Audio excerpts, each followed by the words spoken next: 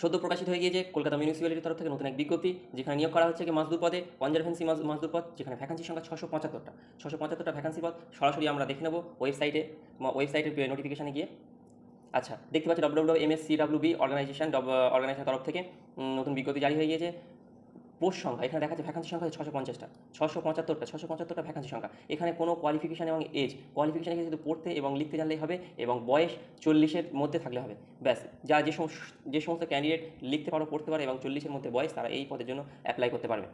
কাজ কি? এখানে কাজ বলতে বাড়ি বাড়ি থেকে গিয়ে যে সমস্ত তাদের পরিত্যক্ত জিনিসপত্র সেগুলো কালেকশন করে আনতে হবে, রাস্তা যেগুলো আছে সেগুলো পরিষ্কারের কাজ করতে হবে, এবং এই সমস্ত কাজ যেগুলো হয়, মজদুরের কাজ যেগুলো হয়, সেই সমস্ত কাজগুলো করতে হবে। দেখতে পাচ্ছি নোটিফিকেশন সদ্য রিলিজ হয়ে গেছে। এবার চলে আসি ফিস, অ্যাপ্লিকেশন ফিস হচ্ছে কি 200 টাকা করে পার ক্যান্ডিডেট, 200 টাকা।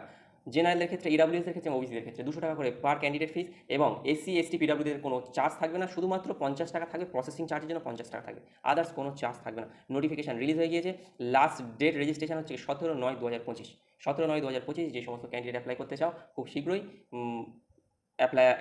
অ্যাপ্লাই প্রসিডিউর শুরু হবে, খুব শীঘ্রই সেখানে অ্যাপ্লাই করবে। ব্যাস, যা তাছাড়া তেমন কিছু নেই, কোয়ালিফিকেশনও লাগছে না। তো যারা এলিজিবল আছে তারা অ্যাপ্লাই করো, এবং আমাদের চ্যানেলটিকে ভালো লাগে সাবস্ক্রাইব করে দিও। ধন্যবাদ।